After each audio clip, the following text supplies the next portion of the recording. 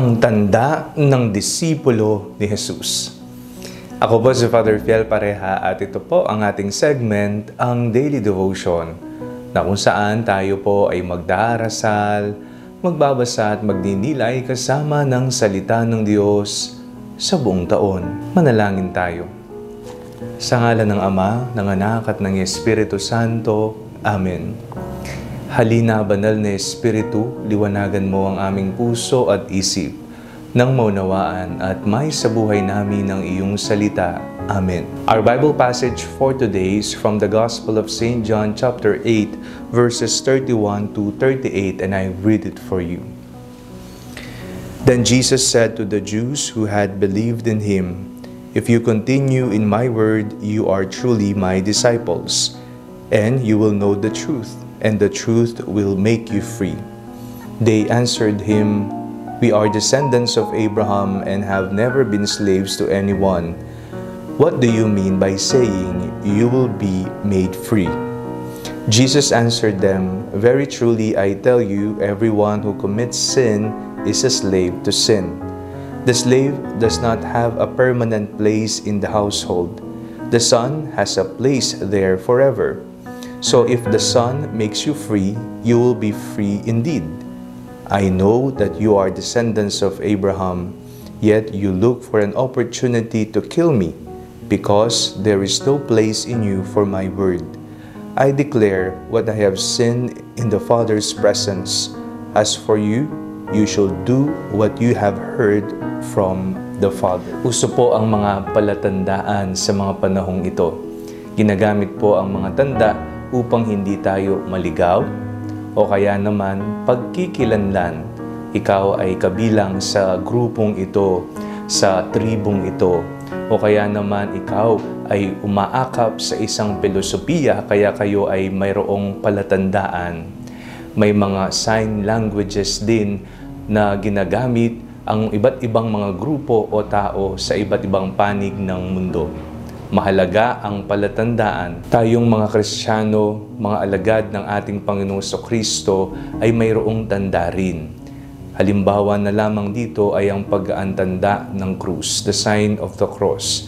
Ito ay tanda ng Santissima Trinidad at ito rin ay paalala sa atin na sa pamamagitan ng krus, tanda ng krus, tayong lahat ay minahal, tayong lahat ay tinubos ng isang mapagmahal na Panginoon. Sa ating pong binasang Ebanghelyo, napakinggan po natin ang sinabi ng Panginoong Kristo, "If you remain in my words," kung kayo ay mananatili sa aking mga salita. Yan ang tanda na tinutukoy ni Jesus sa Ebanghelyo ni San Juan sa ating binasa ngayong araw na ito. Tayo po ba ay nananatili sa salita ng Diyos? Sapagkat base na rin sa ating sinabi, ang sino man ang nananatili sa salita ng Panginoon ay makakaalam ng katotohanan. At ang katotohanan ito ang siyang magpapalaya sa Kanya. Iniisip natin na ang salita ng Diyos ay strikto, disiplinado. Iniisip natin na hindi tayo malaya kapag sinusunod natin ang mga utos ng Diyos. Pero isa po yang malaking pagkakamali at isang fake news na itinuturo ng mundo. Sapagkat ang tunay na kalayaan ay matatamasa lamang kung iyong ibibigay ang sarili sa pinagmumulan ng katotohanan dito sa mundo. At yan ay walang iba kung hindi ang ating Panginoong Hesukristo, ang katotohanan ng mundo. Nais mo ang katotohanan? Nais mo ba ang kalayaan? Manatili ka sa Kanyang mga salita. Yan ang tanda ng alagad ni Jesus. Manalangin tayo. Panginoong Kristo, maging mapanuri nawa kami sa mga bagay na aming sinasamahan, inaakap at pinaniniwalaan. Nawa ang salita mo lamang ang siyang aming pipiliin araw-araw, ang iyong salita na nagpapalaya, ang iyong salita ng katotohanan. Amen. Sa ngalan ng Ama, ng Anak at ng Espiritu Santo. Amen.